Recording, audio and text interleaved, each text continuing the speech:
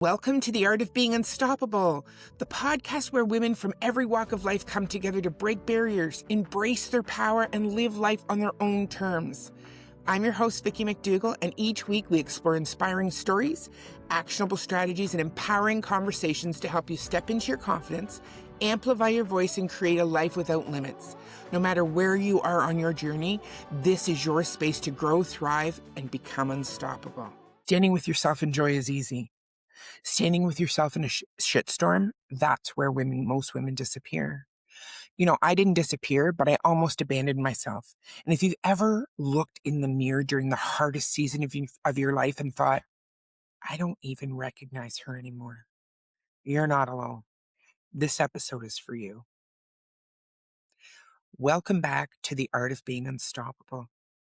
If you've been here a while, you're going to feel something different in this episode, because today I'm sharing my why this podcast exists, why it's evolving, and what unstoppable really means here.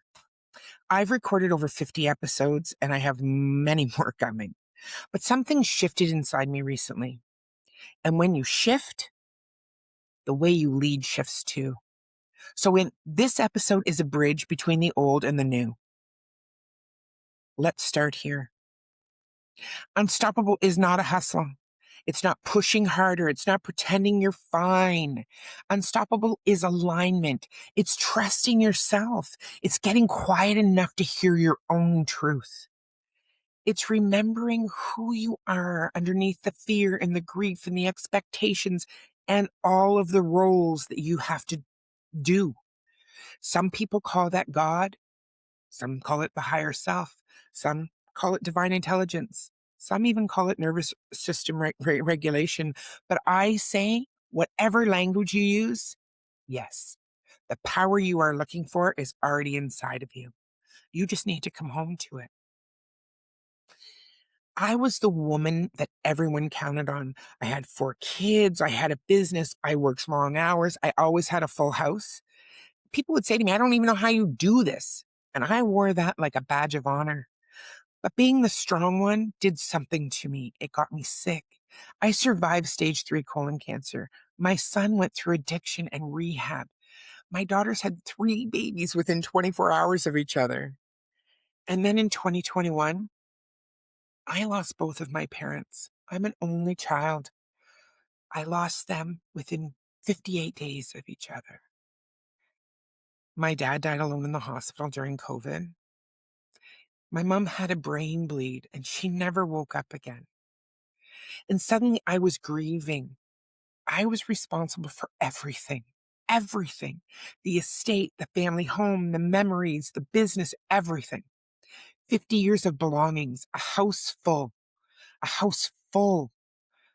of life. And now it was completely empty. I was sitting there alone, exhausted, numb, terrified. And I remember thinking, how is this possible? How can I hold everyone else together when I am falling apart? And the truth is, I wasn't handling it well. I was stuffing my emotions with alcohol and food, busy, numbing.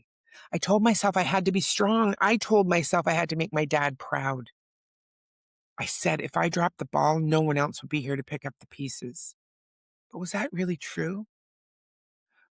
But here's what was really happening. I wasn't just grieving my parents. I was grieving who I thought I had to be. Because when you've been through the strong one your whole entire life, you don't know who you are when you can't carry it all anymore. A friend said to me one day, I think you need support, and I have just the person for you. When I started with my coach, she asked me this question that forever changed my life. Who do you want to be? Not what do you want to fix? Not what do you want to accomplish? Who do you want to be? And I didn't even know how to answer that because I only knew how to be a mom, a wife, a daughter, a stylist, a planner, a fixer, a provider, a friend.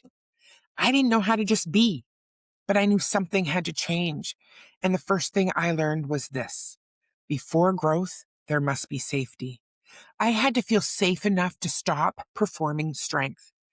Because without safety, nothing works. You start and stop on repeat. You go back to old coping, old patterns, your old identity. When I finally felt safe enough to sit with myself, I realized something powerful. Nothing was wrong with me. I wasn't broken. I was becoming, and I had a choice. Not always about what happened to me, but about who I chose to be because of it. Through my own journey and through conversations with so many other women, I began to see a pattern. There's a path we walk when we come home to ourselves. I call it the unstoppable alignment method. And it's simple: safety, awareness, ownership, alignment, embodiment, and expansion. First, you feel safe enough to feel. Then you tell yourself the truth. Then you ask, now who do I choose to become? Aligning your actions with that choice and practicing it daily, because the old version will come back and eventually you will expand. And unstoppable isn't a personality trait. It's a practice, a daily returning. So here's what this space is becoming. It will still feel like two women having coffee, raw, real, and honest. But underneath every conversation, we will explore who she was before, what changed her, where she nearly abandoned herself, and when she began choosing herself, choosing who she got to be, and what unstoppable means to her now. And I'll ask every guest this question: who do you choose to be when everything fell apart? Because that's where the power is. So if you're listening right now and you're in your own shitstorm, hear me clearly. Nothing is wrong with you. You are not behind. You are not weak, and you are not broken. You may be in the safety stage. You may be in awareness. You may even be in the messy middle, but you always have a choice. Bravery doesn't come from the final result. It comes from the first step. One breath, one honest conversation, one boundary, one journal entry, one choice to stop abandoning yourself. That's where unstoppable begins. If this episode felt like a mirror, don't rush past it. Sit with yourself. Journal this. Where have I been trying instead of trusting? And who do I choose to be in this season? Choose one small action in the next 24 hours. And if you know a woman that needs to hear this, send this episode to her, share it with her. Because unstoppable doesn't start when life gets easy.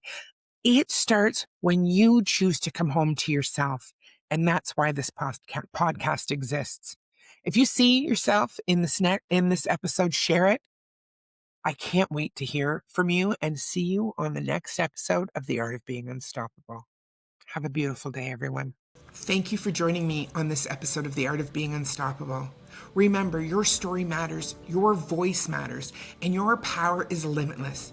If you love today's conversation, subscribe, share it with the women in your life, and leave a review to help more women discover their unstoppable selves. I'm Vicki McDougall, and I'll see you in the next episode, because your journey to unstoppable starts now.